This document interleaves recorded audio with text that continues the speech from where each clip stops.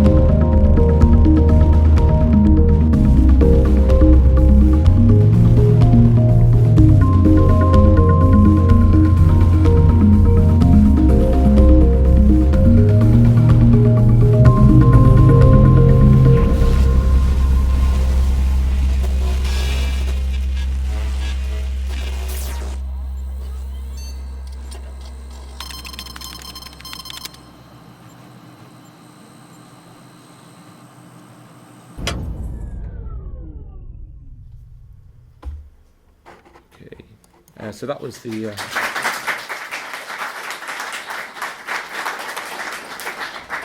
thank you.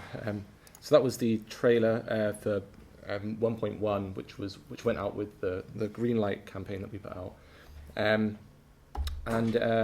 So I'll go over how we got to that point and to the point we're at now. So we started with nothing at all. We had no money. We had no backers. All we had was a team with lots of potential, and we had an idea of lots of potential as well. The original concept was actually an open world multiplayer game, and we prototyped this with the open world elements and with multiplayer and a sort of basic programming prototype. And it worked really well. It was really fun, and all of us were having an awesome time with it. And what our plan was to create a vertical slice, a really polished vertical slice. But for that, we needed some funding. So we applied for some funding, and we didn't end up getting it. But the idea was that we'd do a Kickstarter Greenlight combo, which they would cross-promote each other, and then that would end up in paid alpha. So we took on some contract work, which is always fun. So the progress of it was, we released alpha 1.0. At that point, it was 40 minutes to an hour long. We had the mechanic structure in there, with a few exceptions. The gun wasn't in there. We released on Desura, Indie Game Stand, and Itch, and Gumroad, which is one you might not have heard of. It's just a sort of, you can sell anything on there. It's like books and all of that. And then we hit the Greenlight process at 1.1, and we got greenlit in 1.2. And so a few initial points on this is that Steam is not the only way. There are loads of other places to sell your game, and you're not going to get on Steam straight away. You're going to have that process of going through the Greenlight process, or if you go for a publisher, you can have that. So I would suggest, if you are going to go through the early access avenues, to go through the other stores as well.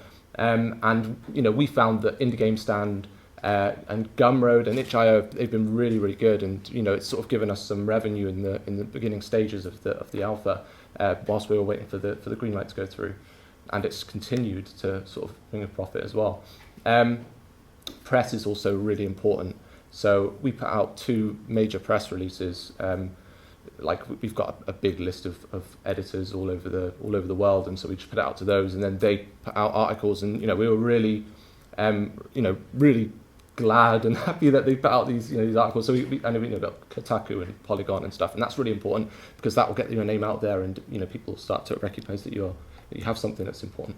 And also release before you start the greenlight process. And this is really important because the greenlight process, it doesn't just consider your yes votes or no votes. It also looks at the other things like what articles you've got out there, whether you've been entered into any competitions. You have to have a name for yourself out there. You can't just jump into greenlight and expect to get greenlit. So the benefits of going through early access, we've had revenues, we've had good revenue. We've sold over 5,000 units, and that's at various different price points. That's pretty good. That was sort of our expected estimate for alpha. Going into beta and full release will that number will rise quite significantly. Also free testing, as it's been said quite a lot of. It's not really testing because they're not submitting bugs, and obviously there's that news of companies trying it out and trying to get them to actually submit bugs and stuff like that, but it doesn't really work. Your sort of average bug report would be this is broken, and that's it. You don't get any other kind of information. It's impossible to really look into it and fix it. So paid is much better. Visibility rounds. So on Steam Early Access, you get 5 visibility rounds, and this is where they expose your game, put it on the front page of Steam in a specific section, and once it gets 500,000 eyes on it, it's taken down again. And this doesn't include the clicks, so you might only get 5 clicks from that, but it's still getting you out there and sort of and it's a really valuable thing, especially when you're going through early access, because you're only allowed to do it when you put out major updates. So every update we're doing it and getting loads more sales through it. Let's plays are really important too, and really good. The idea that when you put out a game, you get loads of YouTubers involved. They start playing your game, or people on Twitch playing your game, and loads of people get exposed to it, and they hear the name, they think, oh, this game is cool, I want to play it, and that's a really good benefit of it as well. Then the potential visibility, the idea that you will be eventually on the front page of the Steam store, and there until another game pushes you down, another bunch of games pushes you down. That's really important. Getting that visibility, and that's going to equate sales. And then obviously the community. You're building up a community from the very beginning of the game, and that community is going to go through all of the things that you've gone through as well. And that community is pretty important because any other games that you bring out, they might be interested in playing those too, because they know you and they know what the kinds of things that you do and what you're all about. So some of the shortcomings of it, there's lots of competition. So there are many games on there, and from very big names too. Double Fine and Face Puncher, just a couple, and it's really hard to get a name for yourself when you've got big names like that there. They're obviously, they've got loads of fans, people trust them because they've already got games out there, so it's hard to sort of break through that. First impressions, if you're releasing a game in alpha and it's broken, it doesn't work, that's not a very good first impression, and people might be put off to actually continue playing the game, or suggest it to a friend. So that's one of the sort of shortcomings on that side. The expectations as well, people kind of expect certain things from you. So, a Steam game, most Steam games have achievements, and it wasn't something that we really thought was important. So we were trying to shave down the game as small as possible so that we could release it and get it finished. But lots of people were sort of like, we need achievements are important.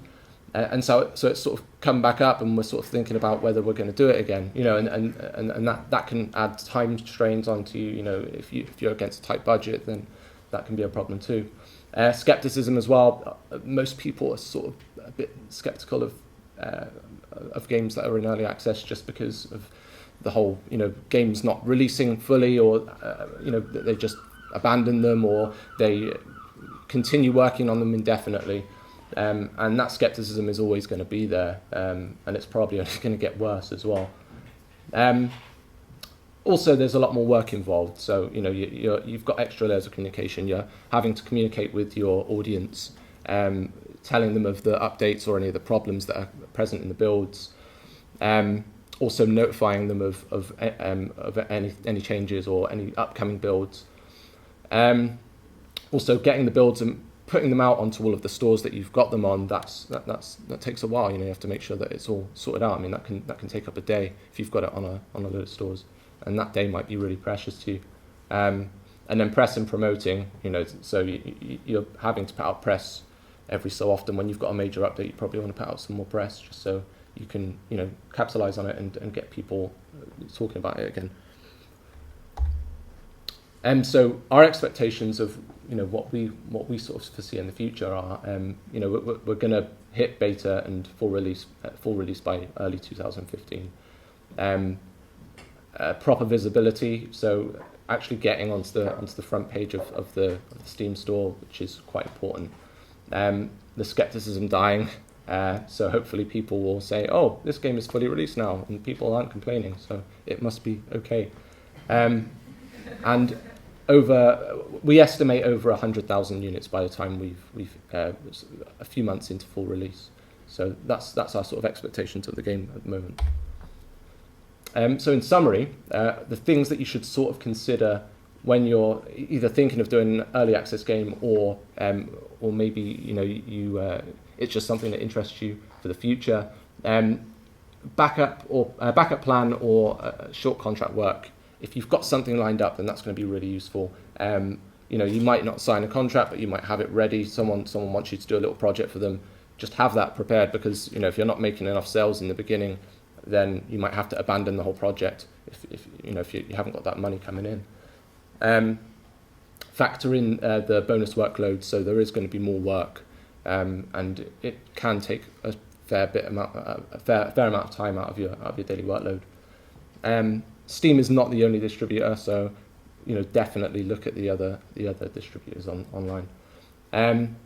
Release your alpha or beta before the greenlight process, and I think that's quite important because it will push up your chances of getting greenlit.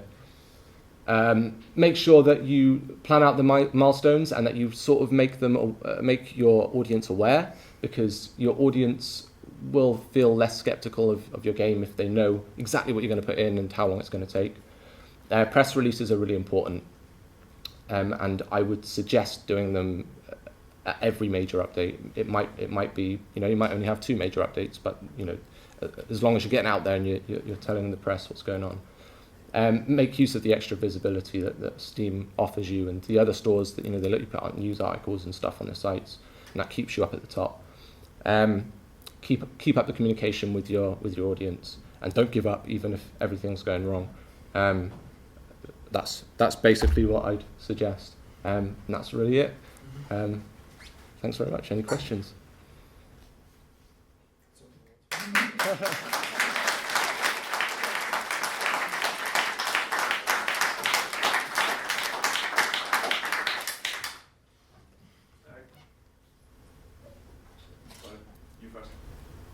Who else had their hand up? Somebody did. Okay, I'll go. When you say you could possibly go early access direct to customer, Yeah. do you think that's more or less viable when you're basically an unknown? Yeah, it's a good point. I think that if you're getting the press and you have a link, you're giving links to the press for a direct link that might be cheaper than what they're paying on itch or Zero or whatever. I think that it's probably of benefit to you. I don't think you should use it as a main source of income or trying to get the game out there. But having it there, because you're not getting that 30% cut from your revenue, it's going to be beneficial. I think. What we found is that Indie Game Stand, Gumroad, and Gumroad is a pretty unknown sort of distribution platform, and Itch have been really good with sales. Surprisingly good, actually, sort of coming close to what Steam has been outputting so far. And I think that's partly because of the influx of games on Steam. Obviously that's going to have an effect on it. But I think direct sales as well would I think having it in as many places as possible is a good move as opposed to a bad one, even for an unknown.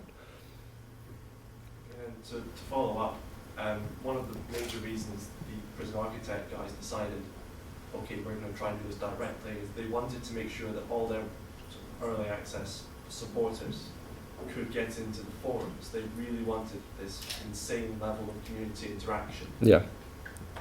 But you say that's somewhat lost with the Steam community, because all you really have is the little RSS feed below your game and the community page with a forum. Yeah.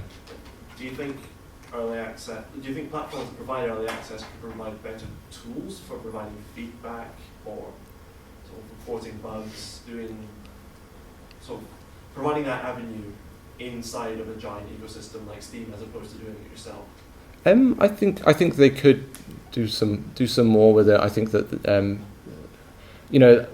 I suppose sometimes the feedback is very valuable. And you are getting sort of quite detailed bug reports, people telling you, the root cause almost what's going on. I mean, I suppose with our game it's a bit different because there are lots of programmers involved in playing it, so they're very keen on pointing out problems and what they think is causing it. But at the same time, I'm sort of on the side of things where I'm like, do we really want to be taking advantage of the community in this way? It's a good thing, if you can, but yeah, I don't know. It's I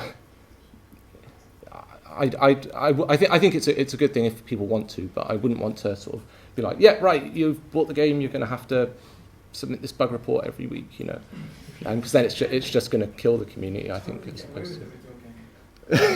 You probably could, yeah. Okay, cool. Thanks a lot.